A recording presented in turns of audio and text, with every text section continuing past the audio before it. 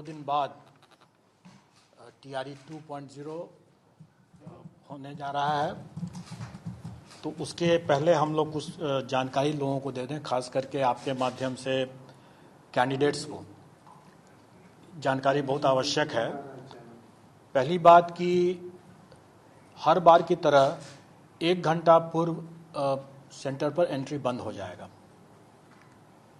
तो और इस बार हम लोग एंट्री के समय बायोमेट्रिक वेरिफिकेशन ज़्यादा स्ट्रिक्टली करेंगे, क्योंकि हम लोग का ये प्रयास है कि अगर कोई भी इम्पर्सनेशन, कोई भी मुन्ना भाई अगर हैं तो परीक्षा के दौरान ही हम लोग पकड़ लें। इसलिए हम लोग एंट्री के समय में ही काफ़ी सतर्कतापूर्वक उनकी बायोमेट्रिक चेकिंग की जाएगी। उसमें ज़्यादा समय लगना स्वाभाविक है और इसलिए हम सबसे आपके माध्यम से सभी अभ्यर्थियों से अनुरोध करेंगे कि वो लोग पर्याप्त मार्जिन रखते हुए पहले ही पहुंच जाएं सेंटर पर और अपना जगह ले लें। दूसरा कि पिछले बार कैंडिडेट्स लोगों ने कई तरह की गलतियां किया था, जैसे रोल नंबर की गलती एक बहुत प्रमुख गलती थी। कोई एक डिजिट छूट गया, कभी कोई दूसरा डिजिट छूट गया, कोई गलत लिखा गया, तो इसके कारण से जो कठिनाई हुई थी। तो इस बार हम लोगों ने उनके एडमिट कार्ड में, आप लोग देख सकते हैं यहाँ पर, ये एडमिट कार्ड का एक नमूना है। ये एडमिट कार्ड में ही यहाँ पर बना हुआ है, उनको अपना रोल नंबर अपना रंगने के लिए।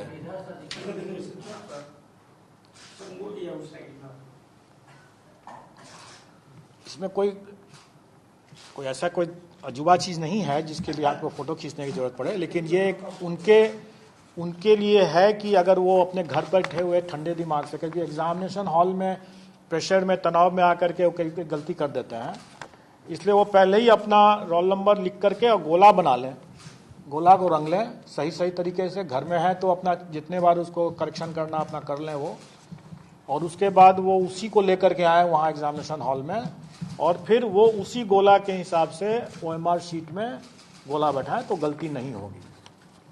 चांसेस कम है गलती होने का। दूसरा, पिछले बार हम लोगों ने देखा था कि वो सब्जेक्ट कॉम्बिनेशन गलत डाल दिए, और हम लोगों के पास में ऐसे कंप्लेन भी आते हैं कि भाई हमने तो ये, हमारा तो नंबर कम हो गया, लेकिन कई लोगों ने जैसे हिंदी और उर्दू बांग्ला जो भी सेलेक्ट करना था तीनों रंग दिया है। अब आप सुनते रहिए उसमें बैठ कर कि कौन सही है कौन गलत है, और उसके नेचुरली अगर उसका सिलेक्शन नहीं हुआ तो अब कंप्लेन का रोने लग की स्थिति हो जाती है। तो उन सब चीज़ों को ध्यान में रख करके हम लोगों ने इस बार पहले ही साफ कर दिया कि हम आवेदन में जो लेंगे,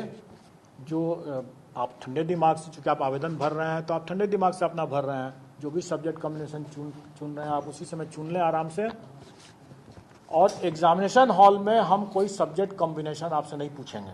क्योंकि हम पूछते हैं आप गलती करते हैं, फिर उसके बाद कॉम्प्लिकेशंस होता है। आपकी सहूलियत के लिए, मतलब अभ्यर्थियों की सहूलियत के लिए कि उसने क्या सब्जेक्ट कॉम्बिनेशन चुना है। वैसे तो हम लोग एडमिट कार्ड इतना नज़दीक है इसलिए उसको याद तो होना चाहिए कि उसने क्या चुना है, लेकिन फिर भी अगर वो भूल गया कि हमने क्या चुना था, तो यहाँ पर जैसे मैं दिखा रहा हूँ कि यहाँ पर इसका सोशल साइंस का पेपर जैसे है, तो उस नमूना है, ये वैसे रियल केस ही है लेकिन है नमूना के लिए लाया गया है। हिस्ट्री एंड पॉलिटिकल साइंस, इसमें उसका कॉम्बिनेशन अंकित है।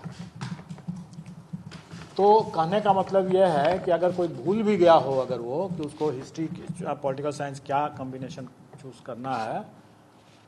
किसका आंसर देना है, क्योंकि उसके बुकलेट में हिस्ट्री का भी क्वेश्चन रहेगा, पॉलिटिकल साइंस का भी रहेगा, ज्योग्राफी का भी रहेगा और इकोनॉमिक्स का भी रहेगा, लेकिन उसको करना है हिस्ट्री एंड पॉलिटिकल साइंस के। और अगर हिस्ट्री पहले है तो पहला 40 क्वेश्चन जो होगा, मतलब मेन कॉम्बिनेशन पार्ट का, वो हिस्ट्री का करना है, और दूसरा पॉलिटिकल साइंस है तो अंतिम 40 क्वेश्चन जो होगा वो पॉलिटिकल साइंस का ही करना है उसको, क्योंकि जिस सीक्वेंस में यहाँ पर लिखा हुआ है, जिस सीक्वेंस में उसने भरा है, इसी सीक्वेंस में उसको आंसर करना है। और ये सीक्वेंस वहाँ पर दिया हुआ है जो उसने भरा है कि पार्ट ए में हम हिस्ट्री एंड पार्ट बी में हम पॉलिटिकल साइंस, तो उसको उसी हिसाब से प्रथम 40 जो है उसको हिस्ट्री, द्वितीय पॉलिटिकल साइंस, इस तरह से चुनना है। तो सर 100 का क्वेश्चन नंबर, जैसे कि आपने यदि 160 क्वेश्चन दिया इस हिसाब से 150 क्वेश्चन, 160 नहीं है, 150 क्वेश्चन। मैं एक्सप्लेन कर देता हूँ, मैं आपको एक्सप्लेन भी कर देता हूँ, क्योंकि आप लोग भी क्लियर रहें और अपने संपर्क में और अपने मीडिया के माध्यम से अभ्यर्थियों को भी सतर्क कर दें। वैसे हम मुझे उम्मीद है कि अभ्यर्थी ज़्यादा जानते होंगे, क्योंकि उन्होंने इसकी प्रैक्टिस भी किया होगा, तो इसलिए मैं मानता हूं कि वो ज़्यादा जानते होंगे। लेकिन फिर भी आप सबकी जानकारी के लिए प्रथम 30 क्वेश्चन जो हैं किसी भी पेपर में, प्रथम 30 क्वेश्चन जो हैं वो लैंग्वेज क्वालिफाइंग के हैं, और उसके बाद जो 120 क्वेश्चन हैं, जैसे सोशल साइंस का जैसे अभी एग्जाम्पल ले रहे हैं, तो उसमें 40 मतलब क्वेश्चन नंबर 31 से 70 तक जो 40 क्वेश्चन जो हुए